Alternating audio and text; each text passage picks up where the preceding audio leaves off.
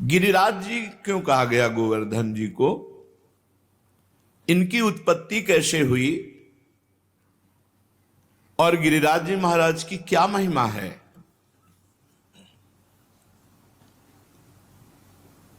श्री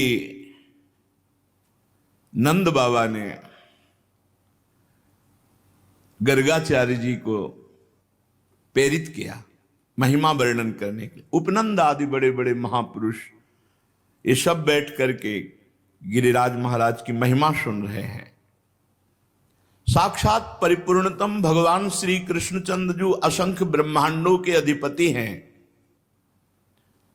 कर्तुम अकर्तुम अन्यथा कर्तुम सर्व समर्थ हैं। जब पृथ्वी का भार उतारने के लिए स्वयं इस भूतल पर पधारे तो उन जनार्दन ने अपनी प्राण प्रिय प्राण वल्लभा अपनी उपास्य श्री राधा किशोरी से कहा, प्रिय तुम्हें हमारे साथ भूतल में हमारे लिए चलना होगा नवनिवृत्त निकुंज से। किशोरी जी ने कहा, प्राणनाथ आप चलने की बात कैसे सोच सकते हैं? जहां वृंदावन नहीं, जहां यमुना सखी नहीं, जहां गिरिराज गोवर्धन नहीं, वहां मेरा पदार्पण हो ही नहीं सकता। भूतल पर अगर हमारी सखी यमुना जी नहीं, गिरिराज गोवर्धन नहीं, तो प्राणनाथ जहां वृंदावन नहीं वहां राधा किशोरी नहीं जा सकती। श्री लाडली जी की बात सुनकर हरि जी ने मुस्कुरा दिया और कहा, हमने पहले से व्यवस्था की है। मृत्यु लोक में, भारत भूमि में, माथुर मंडल में अपने को ही 84 कोस भूमि में मैंने विस्तार किया है। ये 84 कोस भूमि श्री कृष्ण स्वरूप है। उस 84 कोस भूमि में आपके विलास के लिए, आपकी सेवा के लिए जो जो चाहिए वो हमें पहले से पता है। यमुना जी, गोवर्धन और संपूर्ण आपके सुख के लिए वृंदावन की शोभा भूतल पर उतरेगी। नंद बाबा ने पूछा कि आप पहले से गिरिराज जी महाराज ब्रजभूमि में प्रकट हो गए? तो कहा नहीं, ये शालमली द्वीप के भीतर द्रोणाचल के गर्भ में उत्पन्न हुए थे। जो द्रोणागिरी है उनके पुत्र हैं गोवर्धन जी महाराज, वहां प्रकाशित हुए थे। जब गिरिराज जी महाराज प्रकट हुए थे तो समस्त देवताओं ने पुष्प वर्षा करके गिरिराज जी महाराज का अभिनंदन वंदन किया शालमली द्वीप द्रोणागिरी पर। हिमालय आदि पर्वतों ने, सुमेरु आदि पर्वतों ने आकर के गिरिराज जी का पूजन किया, प्रणाम किया, परिक्रमा की। और विधिवत पूजन करने के बाद समस्त पर्वतों ने हाथ जोड़कर गोवर्धन जी की स्तुति प्रारंभ की। त्वं साक्षात् कृष्णचंदस्य परिपूर्णतमस्य च गोलोके गोगणैर्युक्ते गोपी गोपाल संयुते त्वं हि गोवर्धनो नाम वृंदारण्ये विराजसे त्वन्नो गिरीणां सर्वेषां गिरिराजोऽसि साम्प्रतं नमो वृंदावनांकाय तुभ्यं गोलोकमौलिने पूर्ण ब्रह्म तपत्राय नमो गोवर्धनाय च। समस्त सुमेर, हिमालय आदि बड़े बड़े पर्वतों ने गिरिराज महाराज की स्तुति की। हे गिरिराज, तुम साक्षात परिपूर्णतम भगवान श्री कृष्ण का स्वरूप हो। भगवान श्री कृष्ण की प्राण प्यारी गौओं का समुदाय, गोपाल, गोप सुंदरी गोपियों का समुदाय, ये सब आपकी तलहटी में आनंद प्राप्त करेगा। तुम्हारा नाम गोवर्धन है, तुम वृंदावन में नित्य विराजोगे। इस समय हम समस्त पर्वतराज आपको गिरिराज पदवी प्रदान करते हैं। द्रोणागिरी की गोद में प्रकट हुए गोवर्धन महाराज को गिरिराज पदवी प्रदान की समस्त विश्व के महान महान पर्वतों ने। वृंदावन सच्चिदानंदमय है, गोवर्धन भगवान द्रोणागिरी में विराजमान है। समस्त देवता गिरिराज सुमेरु आदि स्तुति करके गोवर्धन जी महाराज को प्रणाम करके परिक्रमा करके सब अपने अपने स्थान को गए। उसी समय महिमा सुन करके कि द्रोणागिरी पे गोवर्धन जी महाराज प्रकट हुए हैं, बड़े ही तप के धनी पुलस्त ऋषि कौतुकवश दर्शन करने के लिए गिरिराज जी द्रोणागिरी पर पहुंचे। देखा द्रोणाचल की गोद में गौर श्याम वर्ण, गिरिराज जी के शिलाओं में आभा प्रकट होती गौर श्याम। एकाग्रता पूर्वक जब गिरिराज जी की परिक्रमा करो, दूर से देखो तो कुछ शिला में गौर रंग, कुछ शिला में श्याम रंग आपको दिखाई देगा। गोवर्धन भगवान ऐसे माधवी मालती सुंदर सुंदर लताएं गुफाएं, बड़े सुंदर वृक्ष जो मीठे फलों के भार से सुंदर सुंदर सरोवर कुंड झरने, महाराज देखते ही पुलस्त ऋषि लुट गए। ये तो महान तपस्या करने की स्थली है, इनकी कंदराओं में तो बहुत आनंद आएगा ध्यान करने में भगवान का। सैकड़ों शिखर गिरिराज जी महाराज के रत्नमय, विविध रंग बिरंगे धातु, विविध शोभा पुष्पों की, नाना प्रकार के पक्षी खग कोलाहल कर रहे, झरने गिर रहे, मृग और बहुत से बंदर, मयूर, केकिका ध्वनि, बड़ा आनंद गिरिराज महाराज। पुलस्त जी के मन में इच्छा हुई कि ये पर्वत हमारे अधिकार में आना चाहिए, गोवर्धन। द्रोणाचल से कहा, द्रोणागिरी मैं तुम्हें आदेश करता हूं अपने पुत्र का मुझे दान करो। द्रोणागिरी के पुत्र हैं गोवर्धन जी महाराज। तुम पर्वतों के स्वामी हो, तुम्हारा बड़े बड़े ऋषि मुनि तपस्या के द्वारा आदर करते हैं, तुम बड़ी औषधियों के पुंज हो, दिव्य औषधियां तुम में प्रकाशित होती हैं। जब लक्ष्मण जी को वीर घातनी शक्ति मेघनाथ ने मारी थी तो यहीं से औषधि, तो हनुमान जी महाराज को लगा कि कौन सी औषधि है, क्योंकि उन्होंने बताया प्रज्वलित तेजोमयी, तो कालने मैंने साफ प्रज्वलित तेजोमय कर दी थी कि हनुमान जी भ्रम में पड़ जाए। लेकिन बुद्धिमान अग्रगण्यम बलवताम वरिष्ठम, पूरा द्रोणागिरी उखाड़ लिया, जो मन आवे सो छांट लो औषधि। तुम औषधियों से संपन्न हो, मैं काशी में गिरिराज जी को विराजमान करूंगा, क्योंकि मैं काशी वास करने वाला हूं और मैं याचना ही नहीं कर रहा, आदेश दे रहा हूं। अगर ना तो साप, मेरा कोई प्रयोजन नहीं है, मैं तपस्या करूंगा गोवर्धन की शोभा देख करके, ऐसा मेरे मन में आया। भगवान विश्वेश्वर की महानगरी परम पवित्र मोक्ष प्रदायिनी काशी में जाकर गिरिराज गोवर्धन को विराजमान करेंगे। जहां पार्श्व में गंगा नदी बह रही, विश्वेश्वर विश्वनाथ भगवान विराजमान है, वहीं गोवर्धन को विराजमान करेंगे। आज तक ऐसा यश प्राप्त नहीं होगा जैसा गोवर्धन को यश प्राप्त होगा काशी में। मैं गोवर्धन के ऊपर ऐसी तपस्या करूंगा कि त्रिभुवन गोवर्धन की वंदना करेगा, और मेरी यह अभिलाषा तुम्हें पूर्ण करनी होगी। पुलस्त जी की बात सुनकर के सदैव प्रकट हुए द्रोणागिरी और रोने लगे। द्रोणागिरी ने कहा, पुत्र स्नेह विह्वल, मेरे आंसुओं को तुम देख रहे हो तो आप अपनी तपस्या की बात सोच रहे हो। जब से गोवर्धन जी आए तब से मैं महान आनंद से हूं, मेरा आनंद क्यों छीनोगे। पुलस्त जी ने कहा, आप शोक मत करो, आपका यश होगा।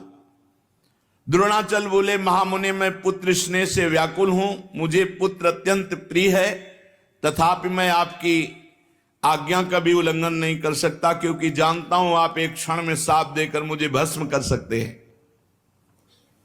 द्रोणागिरी गिरिराज जी को अपने अंक में भर के कहा, पुत्र कुछ भगवान और रचे हैं, इनकी सोच अलग है, लेकिन कुछ भगवान और रचे हैं। भगवान का संकेत मानकर मैं तुम्हें इनको दान करता हूं। भारतवर्ष बड़ा पवित्र देश, धर्ममय देश है, जहां केवल भारतवर्ष में धर्म, अर्थ और काम मोक्ष की आराधना होती है। निष्काम कर्म के द्वारा, ज्ञान योग के द्वारा तत्वबोध या प्रेम केवल भारतवर्ष में। मैं तुम्हें प्रदान करता हूं पुलस्त ऋषि को। गोवर्धन जी ने महान ऋषि पुलस्त जी से कहा, थोड़ा आप हमारा परिचय भी तो जान लें। 8 योजन लंबा, 8 चौको 32 कोश, 2 योजन ऊंचा, 8 कोश ऊंचा, 5 योजन चौड़ा, 20 कोश, 5 चौको 20। ऐसे थे गिरिराज जी जब यहां आए थे। साफ हो गया महाराज का आगे, तो रोज तिल तिल घट रहे हैं। ऐसी दशा में आप देख पाओगे कि मुझे ले जाकर काशी में विराजमान कर दो। पुलस्त जी ने कहा, बेटा मैं पुलस्त हूं, अगर संकल्प करूं तो पूरे भूमंडल को उठा के चल सकता हूं। मेरे हाथ पर केवल तुम बैठ जाना, मैं काशी में ही छोड़ूंगा तुम्हें। गोवर्धन ने कहा, फिर एक बार क्या बोल गए आप, सोच लो।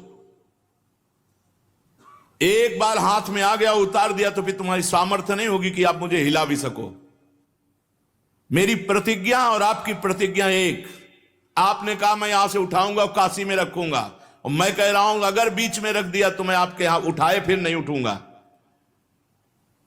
पुलस्त जी ने बात तय कर ली। शाल्मली द्वीप से लेकर कितने बड़े महान तपस्वी भारतवर्ष के कौशल देश के रास्ते में लिए हुए गिरिराज जी को आ रहे हैं। पर्वत द्रोणागिरी विकल हो गए। गोवर्धन जी ने द्रोणागिरी को प्रणाम किया और कहा, सदैव आपके साथ हमारा नाम, हमारे साथ आपका नाम जुड़ा रहेगा। आंसुओं से अभिषिक्त होकर द्रोणागिरी ने गिरिराज महाराज को विदा किया। दाहिने हाथ पर पुलस्त ऋषि ने उठा लिया और बड़ी तीव्र गति से चले। गिरिराज महाराज शांत देखते रहे। जेव ही माथुर मंडल में आए, ब्रज 84 कोश में, जहां गिरिराज जी विराजमान है। गिरिराज जी अपना भार भी बढ़ा लिया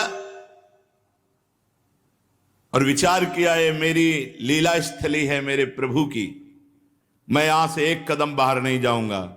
यहां भगवान श्री कृष्ण श्री किशोरी जी के साथ, ब्रजगोपियों के साथ, ग्वाल वालों के साथ यहां दिव्य लीला करेंगे, उसका मुझे आनंद मिलेगा।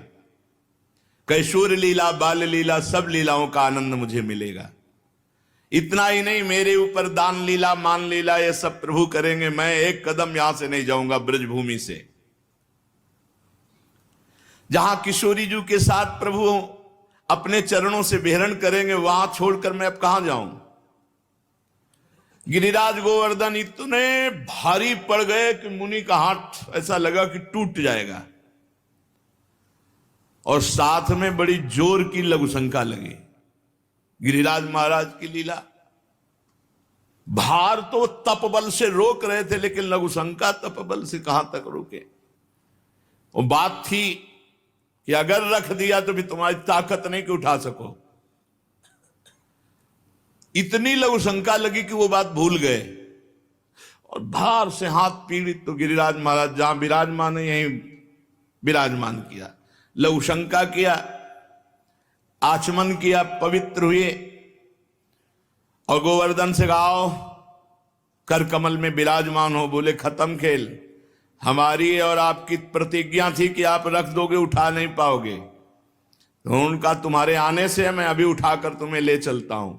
पुलस्त ऋषि ने अपना सारा तेज तप बल सब लगा दिया, गिरिराज महाराज टस से मस नहीं हुए।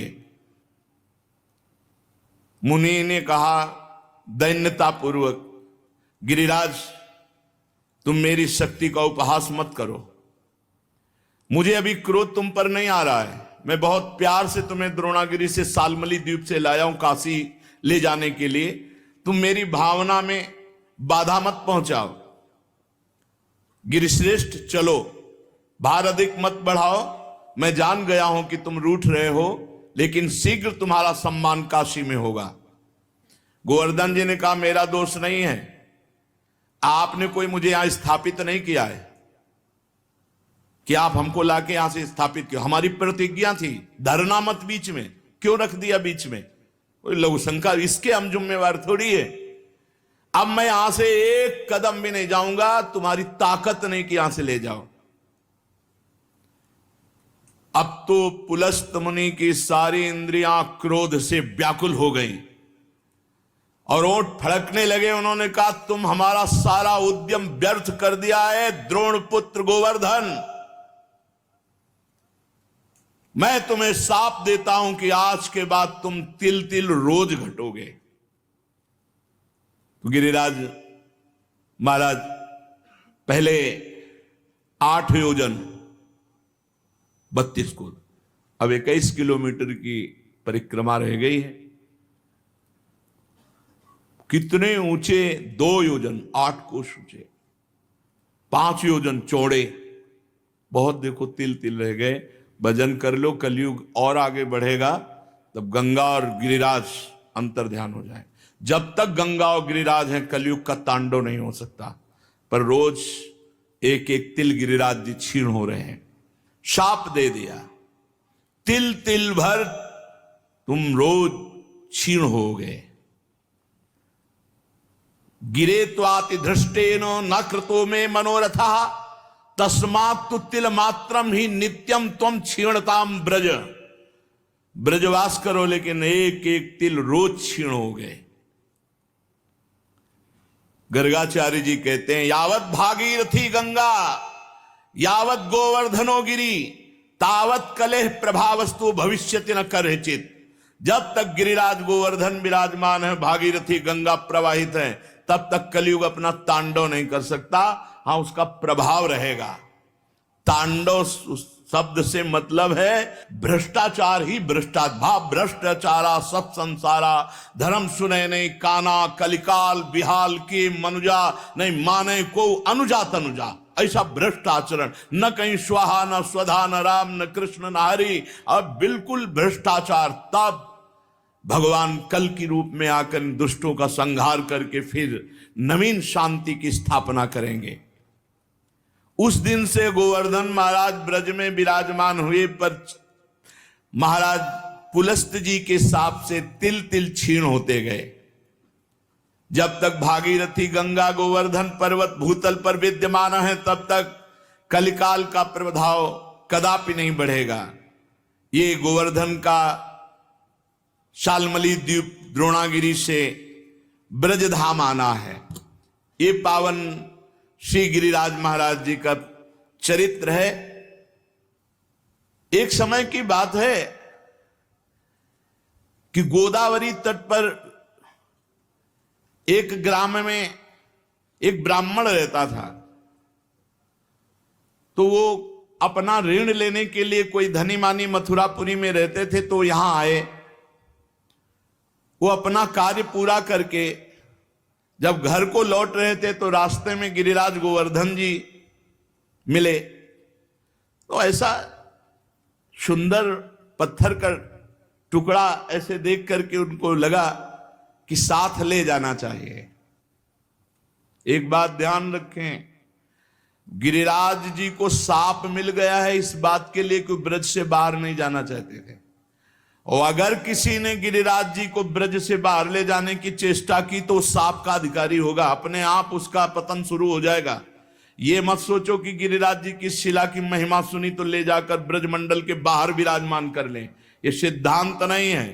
कुछ लोग कहते हैं कि अगर आप शिला उठाओ तो उसी के बराबर सोना गिरिराज जी को, सोना सुमेरु पर्वत परिक्रमा करके प्रणाम करके गिरिराज पदवी दे गया। उनको सोना चाहिए, उनको ब्रज चाहिए। ब्रज से बाहर ले जाने का कोई सिद्धांत नहीं कि आप सोना चांदी चाहे जितना बराबर रख दो। ऐसा शर्त कर देते तो पुलस्त्य ऋषि तपस्या से सोने का बना देते गिरिराज जी को।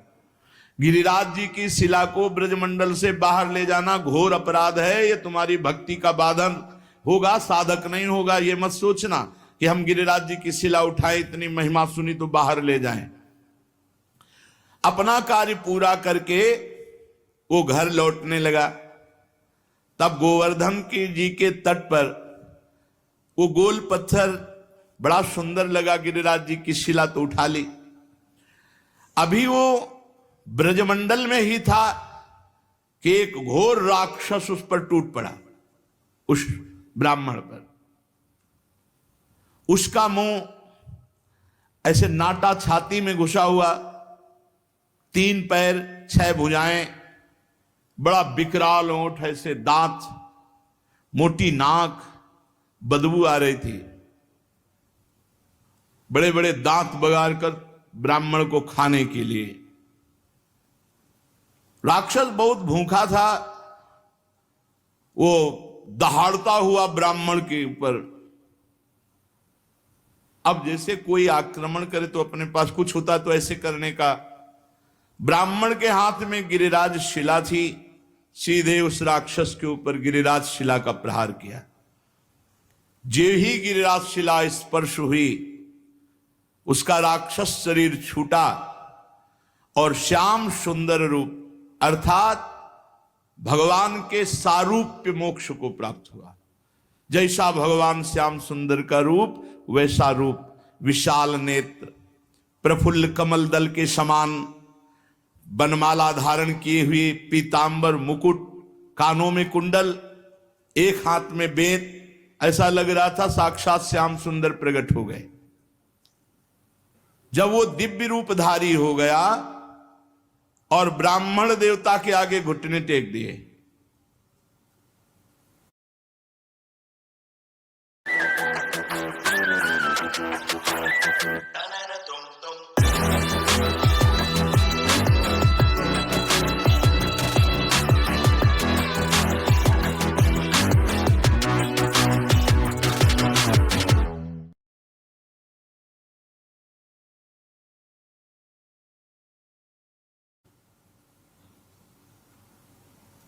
और कहा, हे ब्राह्मण श्रेष्ठ, तुमने मुझे आज निष्पाप कर दिया।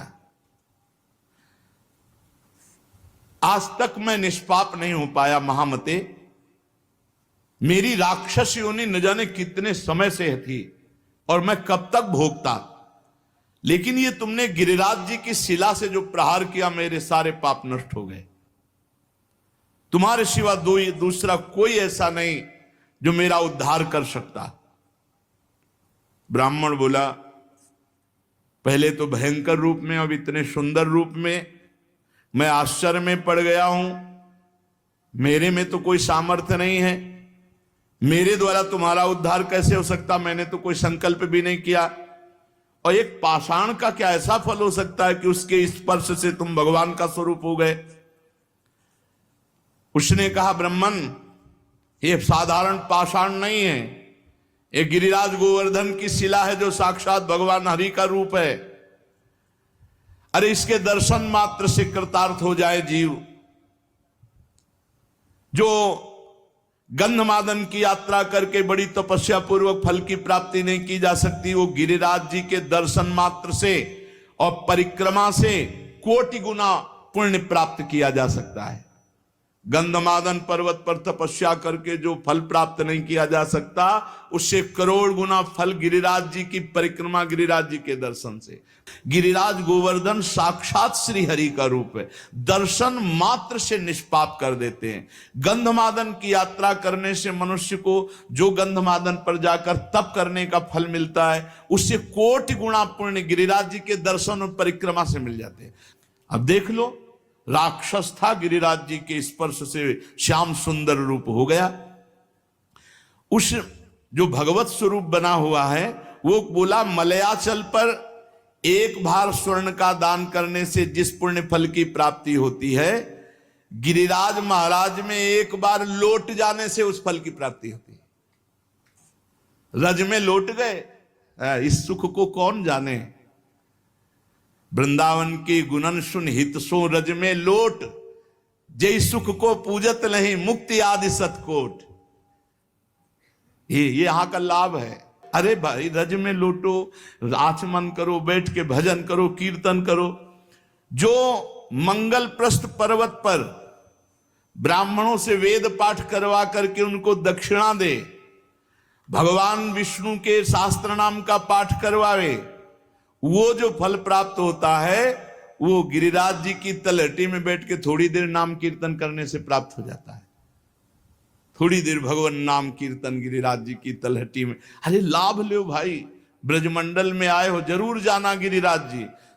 बस नशा वशा गंदी बातें मत करो, उपवास करके दर्शन करो। एक दिन उपवास करके देखो, सारे पाप नष्ट हो जाएंगे। मानसी गंगा में स्नान करो, राधा कुंडाचमन, कृष्ण कुंडाचमन, रज में लोटो परिक्रमा। कितना मंगलमय देश है ब्रज 84 कोस।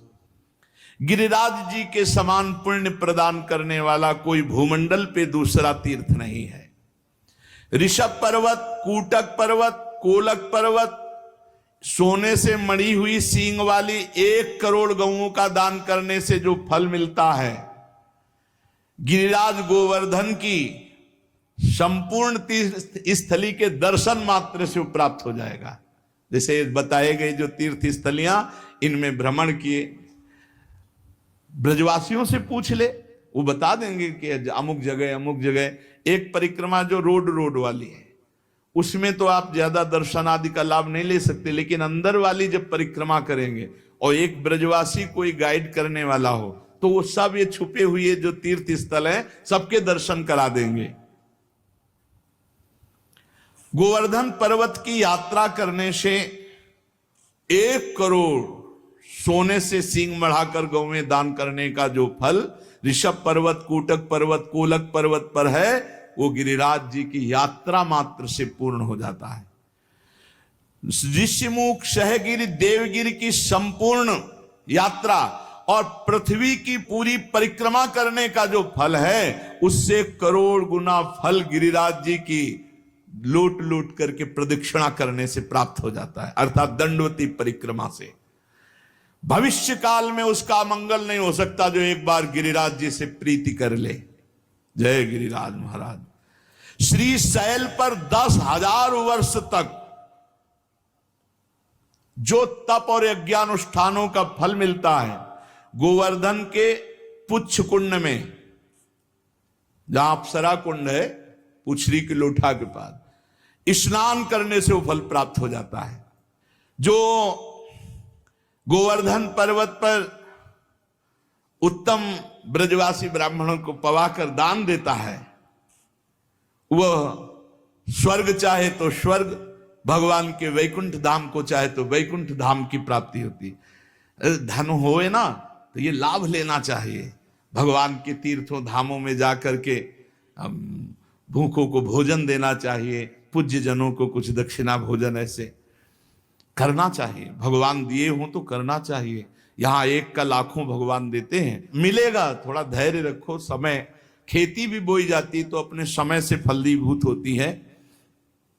चित्रकूट पर्वत पे रामनवमी के दिन पयस्वनी मंदाकिनी में, बैसाख की तृतीया को पारियात्र पर्वत पर, पूर्णिमा को कुकुराचल पर और द्वादशी को नीलाचल जगन्नाथपुरी में, सप्तमी को इंद्रकील पर्वत पर जो दर्शन करने से पुण्य होता है, परम लाभ होता है, गोवर्धन गिरिराज जी में किसी एक कुंड में स्नान करने से उसका फल प्राप्त हो जाता है। किसी एक कुंड पर बड़ा योग लिखे हुए हैं कि जैसे बृहस्पति के सिंह राशि पर स्थित होने पर गोदावरी में, कुंभ राशि पर हरिद्वार में, पुण्य नक्षत्र पुष्कर में, सूर्य ग्रहण कुरुक्षेत्र, चंद्र ग्रहण काशी में, एकादशी के दिन शुकर तीर्थ में, कार्तिक पूर्णिमा को गढ़मुक्तेश्वर में, जन्माष्टमी के दिन मथुरा जेल में, द्वादशी के दिन खांडोवन में, कार्तिक पूर्णिमा को वेंकटेश्वर नामक महावट, मकर संक्रांति तीर्थराज प्रयाग में, वही धृति योग, बृहस्पति, रामनवमी के दिन अयोध्या में, ये जो यात्रा करने पर फल प्राप्त होता है, गिरिराज जी की शिला का जल से अभिषेक, दुग्ध से अभिषेक, गिरिराज जी की शिला का पूजन करने से वो सब फल प्राप्त हो जाता है। जो भगवान श्री कृष्ण में मन लगाकर उद्धव कुंड, गोविंद कुंड, इसमें स्नान करता है, श्री कृष्ण के सारूप्य पद को प्राप्त होता है। हमारे गोवर्धन पर्वत पर जो मानसी गंगा है, बहुत पवित्र है मानसी गंगा, बहुत पवित्र, ये अनुभव की बात कह रहा हूं। तभी बार बार हम जब गिरिराज जी की बात करेंगे तो मानसी गंगा की बात करेंगे। सैकड़ों राजसूय यज्ञ करने वाला उतना पवित्र नहीं हो सकता जितना मानसी गंगा में स्नान करने से। गिरिराज जी का दर्शन स्पर्श महान पुण्यात्मा को प्राप्त होता है। यदि आपको विश्वास ना हो तो देखो, मैं महापापी हूं, गोवर्धन की शिला स्पर्श मात्र से मैंने भगवान श्री कृष्ण के स्वरूप को प्राप्त कर लिया। उस भगवत स्वरूप की बात सुनकर के ब्राह्मण को बड़ा विस्मय हुआ, गिरिराज जी के प्रभाव को जानकर बार बार पुलकित हुआ। फिर ब्राह्मण ने पूछा, इस समय तुम दिव्य रूप में हो, पहले तो मुझे राक्षस रूप में दिखाई दिए। तो सिद्ध ने कहा, मैं पूर्व जन्म में एक धनी वैश्य था, समर्थ था, खूब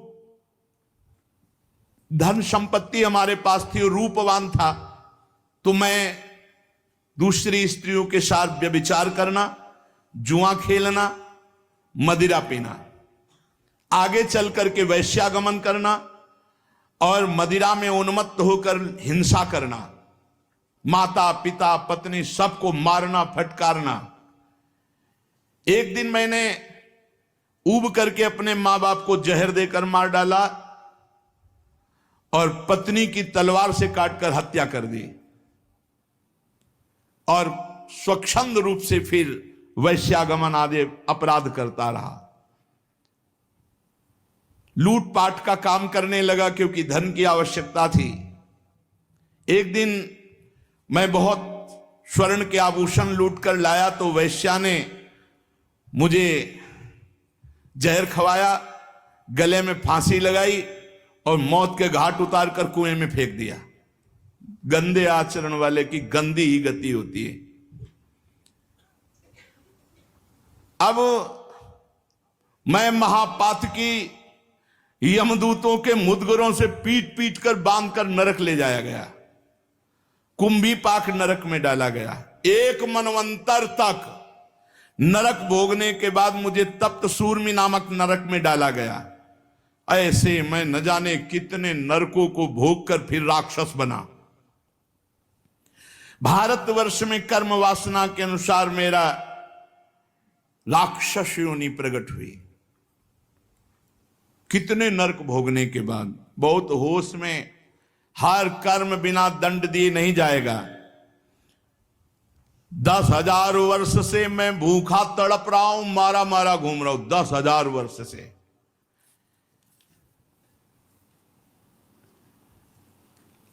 यमुना के सुंदर तट पर आज मुझे उद्धार का अवसर मिला। आपने जो गिरिराज जी की शिला मुझे मारी, उससे मैं भगवत स्वरूप हो गया। आज ब्रजभूमि को मैं बार बार नमस्कार करता हूं। जिस ब्रजभूमि में मैं भूखा तड़पता पापी तुम्हें खाने के लिए, लेकिन तुम्हारे द्वारा गिरिराज जी के स्पर्श से साक्षात श्री कृष्ण स्वरूप हो गया हूं।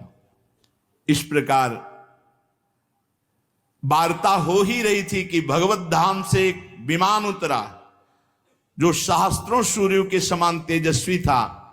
10,000 घोड़े जुते हुए थे और महान ध्वनि हो रही थी। उसमें भगवत पार्षद आए और ब्राह्मण के देखते देखते उस सिद्ध को, जो राक्षस था अब भगवत स्वरूप हो गया था, विमान में बैठाला और भगवान के धाम को ले गए।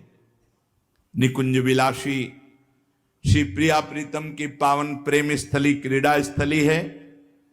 श्री गिरिराज महाराज, नंदगांव, बरसाना, ये सब महान महान तीर्थराज प्रयाग भी यहां आकर अपने पापों का प्रायश्चित करते हैं। जो तीर्थों से पाप इकट्ठा करते हैं उनको यहां भस्म करते हैं आकर। इसलिए हम सब सौभाग्यशाली जो हमें ब्रजभूमि में आने को मिला, वास मिला। अब हम अपने जीवन को ऐसी एक धारा में देखो, जो कर्म करोगे उसका आपको फल भोगना पड़ेगा। चरित्र सुन करके भयभीत होना चाहिए और भगवान की शरण में जाना चाहिए और वो उपाय करना चाहिए जिससे हम निष्पाप हो जाएं, हमें दंड भोगने को ना मिले। हमें कम से कम अगला जन्म मिले तो सुअर कुत्ता का ना मिले, फिर मनुष्य जन्म मिले और हम साधना करके भगवान की प्राप्ति करें। मनुष्य